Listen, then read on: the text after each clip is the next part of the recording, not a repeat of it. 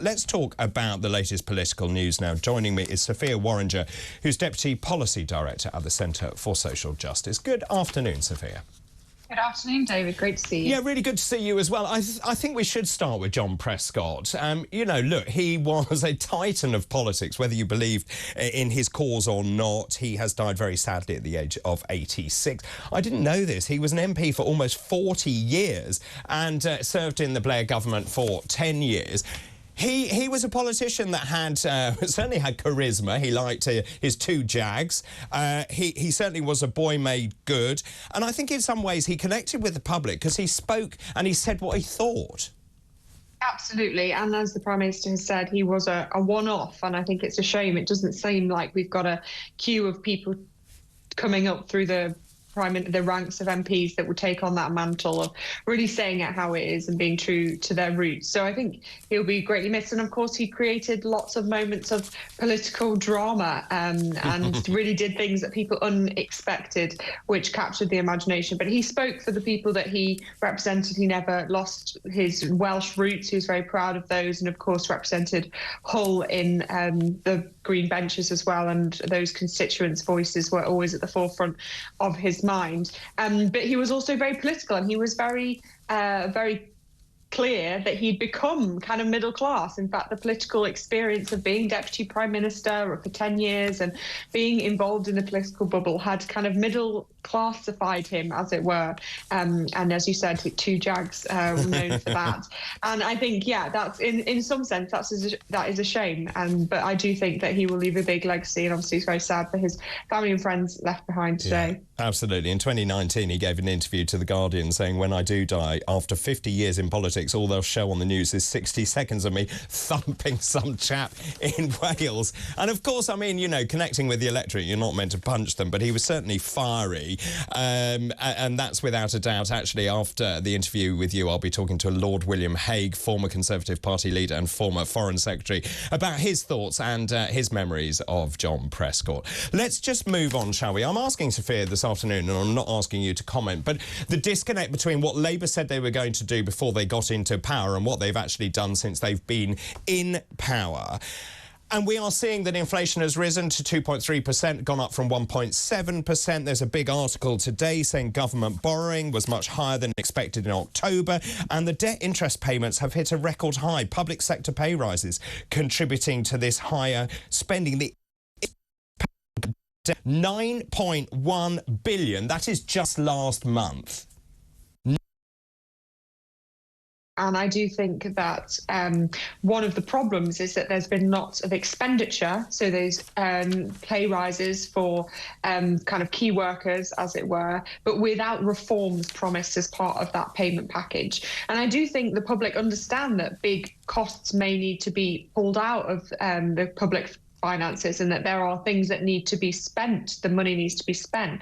But what they don't want is more money into a black hole with no return. And I think that's where the government have made the mistake. They should have linked that increase in pay rises. If they were adamant that they were going to do that, they should have linked it to a better return on productivity across all those sectors. So they missed that. But you're right. I think this no more taxes on working people line has really got tired and is not believed anymore. And I think that is a shame, because they are wasting the biggest point of their premiership, which is the beginning. That's where they've got the most political capital to expend. And also, I wonder at what point do you stop blaming the former administration? 127 days in, and we're still hearing today them blaming the former administration. Well, look, you're in power now. What are you going to do? You've hiked all these taxes, and people are feeling poorer. In fact, there's a big article today saying 2 in 5 Britons think they're worse off since Labour was elected. As you say, it's not exactly a honeymoon, is it? It's really not.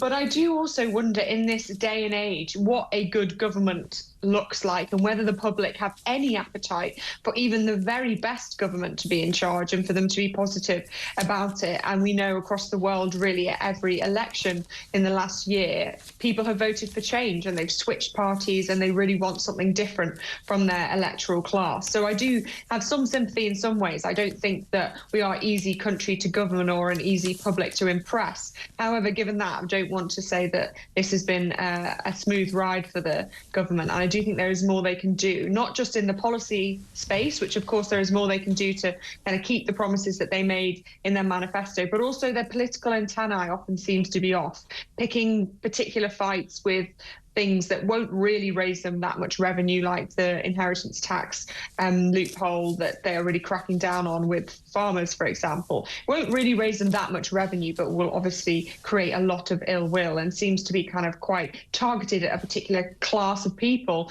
that they've decided that they don't like. Well, and then that's a really interesting point, because they perceive farmers to be middle class or upper class, but actually what this does is pit metropolitan areas against rural communities. Absolutely. And the problem is going to be that there are many Labour MPs that now represent rural communities, and they should be speaking up for those people that they represent on the green benches. But it seems like this urban-rural divide is going to go through all of the Parliament, and those MPs may struggle to get back in if they've not delivered for their farming community constituents. Just on that note, I thought the protest by the farmers was very well mannered, and my understanding was they left the place in a better state than when they arrived, and picking up litter as they went.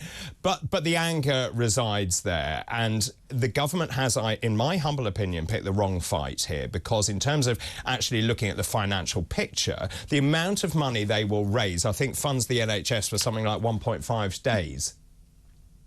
Exactly. It really is a huge political capital to expend on something that won't bring in much revenue. And as you said, I think some of it is driven by this misunderstanding of the kind of wealth of farmers and those who farm, and also this urban-rural divide. They have so much political capital at the moment, or at least they should do. This is the moment to spend it, and they should spend it on big changes, things like house building, things like reforming the NHS that will really set the trajectory of the country for years and decades to come. Piddling around with inheritance tax for farmers will not do that. And you mentioned house building then. Of course, Angela Rayner, she's the one that's going to have this building blitz. Now she's admitting that actually it's going to be far more difficult to build 1.5 million homes in those 5 years. By the way, exactly the same target the Conservatives had when they were in power. Yeah, it is going to be difficult. I think it's good to have an ambitious target. I think we need those homes. The problem is a lot of the activity has been around planning reform. Yes, that is really needed to get those hurdles out of the way for properties to be built, but we need to be building the right type of properties that people want to live in the places that they want to live, that are family homes with space, with driveways, with parking, not this kind of war on cars that people are put in their high-rise blocks.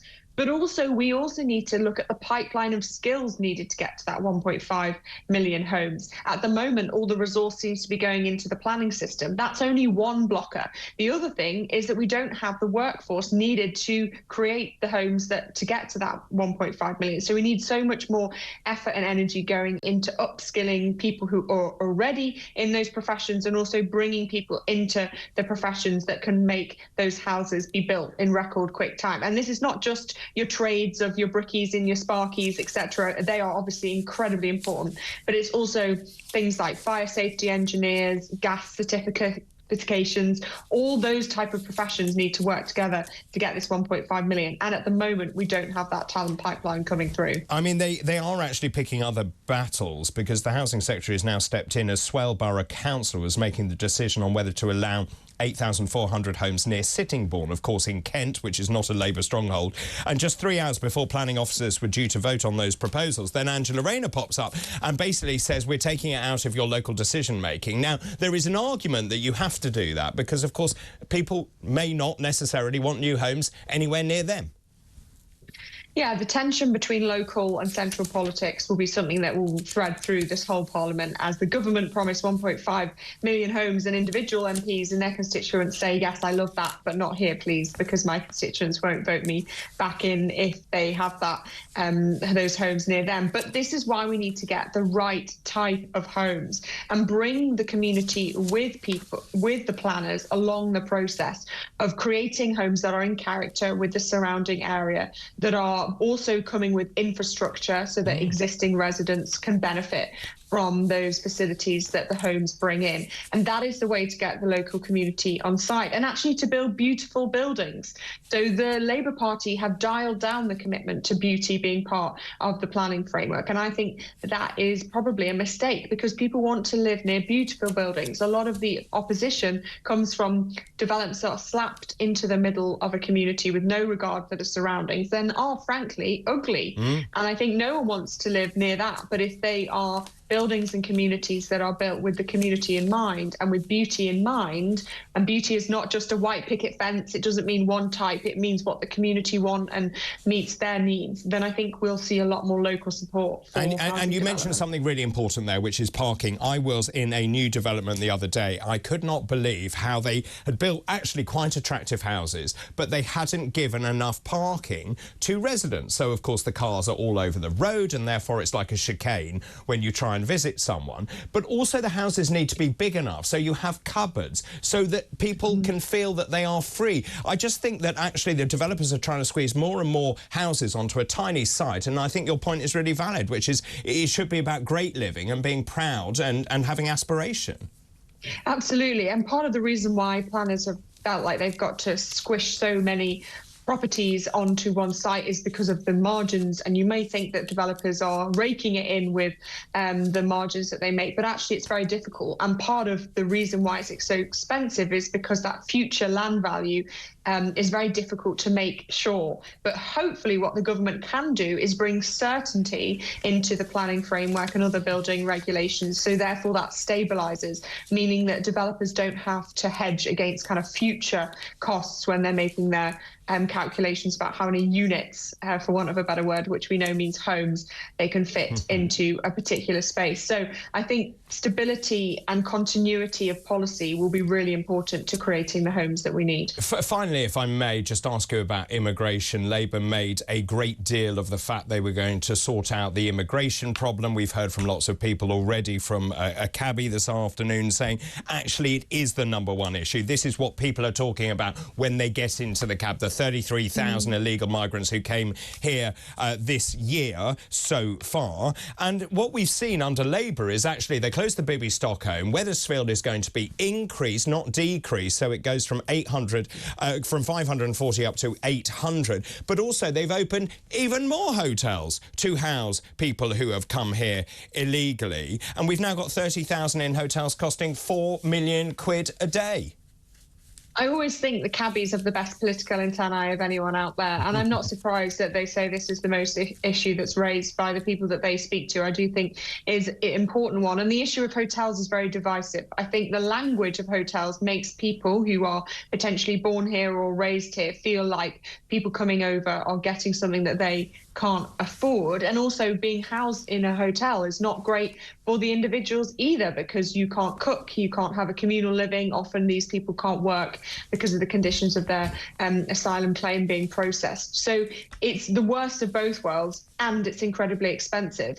So yes, we do need to see the government's plan to bring down the backlog. People should not be waiting months or years for their claims to be processed. They should be processed quickly, and then they can move on with their lives, whatever that decision is. And the problem, of course, is the appeals, which most cases go to, a very high number of appeals, and a very lot of those are successful. So people are holding out for that appeals process, which obviously adds more months to the number of months that they've got to stay in those hotels. So no one wins from this situation, and the government, I do think, needs to throw all their energy behind solving it. Just finally, if I may, I was talking to a Labour councillor earlier, and I asked him outright whether Rachel Reeves should be Chancellor. As you've seen on social media, there are all these memes about her loose association with the truth on her CV, and I haven't laughed so much for ages when I looked at these memes. Her position, I would have thought by now, should have been pretty untenable, but there she remains. Here are the memes, you know, everyone saying she was a fighter pilot in the war, she works in McDonald's, she managed to split the atom, you know, and it goes on and it goes on. How do you view her position in Keir Starmer's government? Well, firstly, I think it's absolutely the best of social media when these memes come out. They are the most creative, hilarious things. I absolutely love them. Whoever they're targeted at, I think they're often done in very good humour. In terms of her position, I think she is safe. I don't think there's a queue of people coming over to take the position. I don't think Keir feels like at this point in his premiership he can shuffle his top team around without undermining his authority. And frankly, I don't think there's lots of people that are going to come over and take her job. So I think it will take more than this to unseat her from being the first female chancellor. Fascinating. Sophia, really good to talk to you. Thank you. Sophia Worringer, Deputy Policy Director at the Centre for Social Justice.